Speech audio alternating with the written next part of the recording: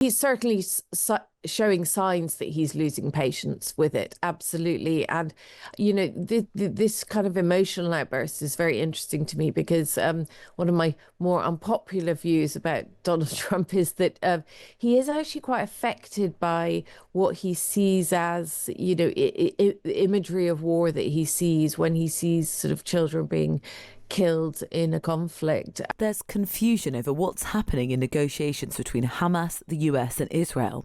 Hamas says it's agreed to an American proposal for a ceasefire, but America says Hamas hasn't agreed to what it was actually offering. And in any event, Israel says it can't possibly agree. Everything feels very stuck there, as it does for American attempts to get peace in Ukraine. Donald Trump is angry with Vladimir Putin carrying on firing missiles and killing civilians, but Russia keeps doing it. Meanwhile, in an escalation, the West now says Ukraine can use its missiles wherever it likes in Russia. So Donald Trump's hopes for peace are coming to nothing. And will he get bored of trying soon? Catherine Philp is the Times World Affairs editor who joins us now. Catherine, good morning.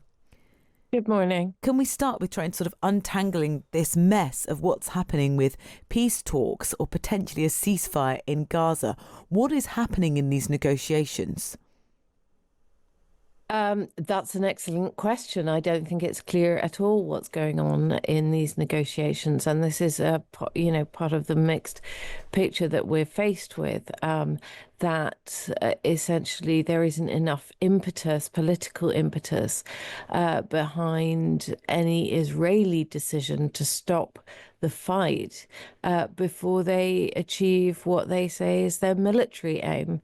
The commonality between Trump's reaction to this and his reaction to what's going on in Ukraine is a sort of poorly expressed desire to stop the killing, as he would put it, without really producing any sanction or any threat of sanction behind the people who are doing that killing and that he wants to stop.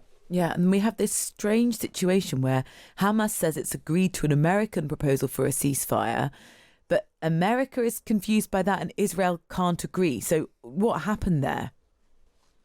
Well, I think this is exactly what we saw before. The last time that the US said that it had brokered a ceasefire was that Israel went through essentially part one of that ceasefire, and then the next part just didn't happen, and it was marred in confusion as to whether the process had formally broken down or whether Hamas had simply changed its mind about following through, or indeed whether Israel had.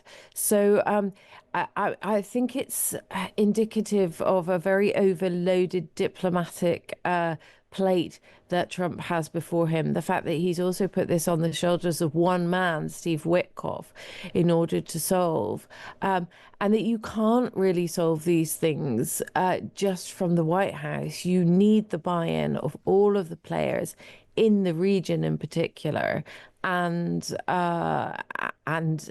in actual terms between Hamas and Israel themselves. And really what's happening both across both the battlefields of Israel, Palestine, and Ukraine and Russia is that the White House is finding out the limits of its leverage over essentially the aggressor, the current aggressor in those conflicts, who thinks that they have a battlefield solution to it, that they're not ready to call a halt to in order to solve things diplomatically. Essentially, neither of the more powerful players in each of these has yet a political outcome to this, an end game to which they're happy to commit. Yeah, what that endgame might be just seems so wrought right now. With Israel's actions, we saw a bit of a change at the start of last week, in part because of the lengthy aid blockade. But it was Canada, France, Britain saying to Netanyahu, look, this cannot continue.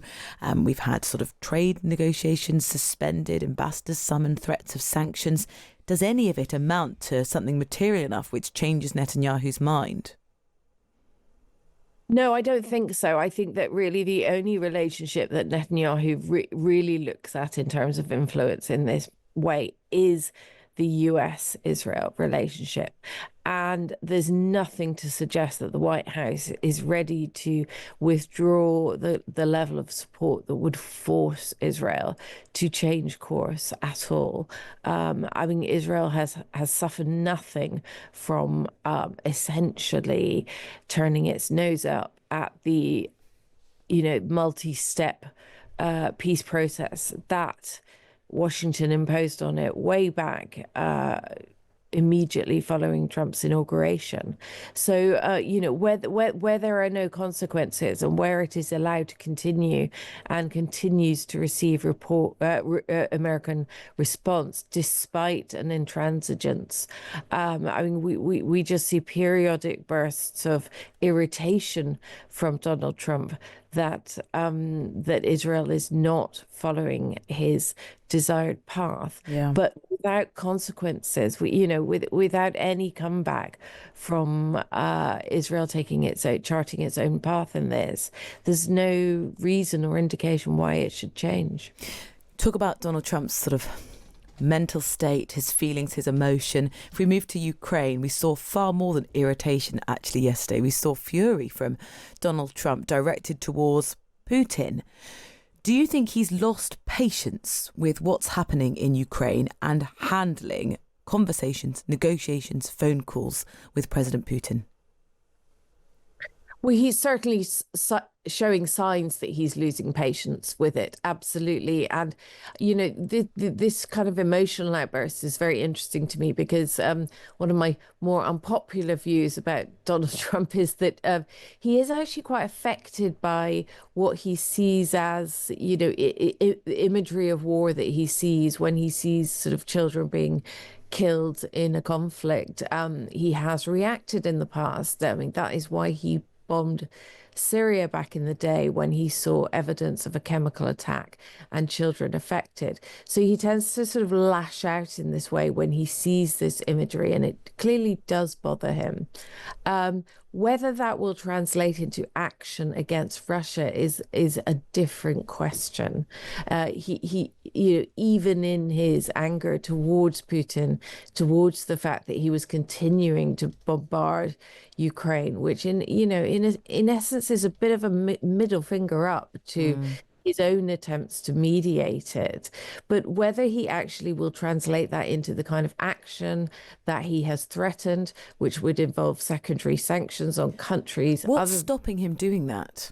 Russia. Well, that's an excellent question. I mean, I think so far he isn't, he possibly doesn't want to rock the boat with countries like India who buy Russian oil, who would be in line for those sanctions. It's hugely disruptive. What he has actually threatened to do is disruptive, and it takes in a whole new rung of countries. So he'd be going after those countries that are dealing with Russia. My personal thought on this is that what his sort of emotional expressions of irritation are exactly what Russia wants to see him do, because essentially it wants him to tire of this and to walk away and to feel that that it's not worth investing his time in and his energy and indeed his reputation as a deal maker. But the question is, does he impose those sanctions before he simply says, right, I've had enough of this, I'm walking away?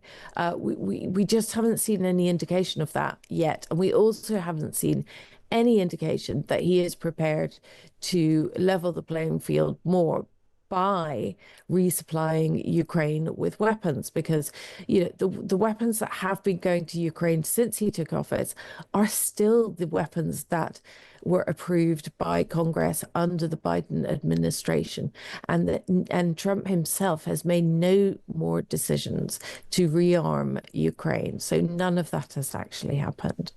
Catherine, thank you very much for the update. Catherine Philp, the World Affairs editor at The Times, on Donald Trump's efforts to try to secure peace.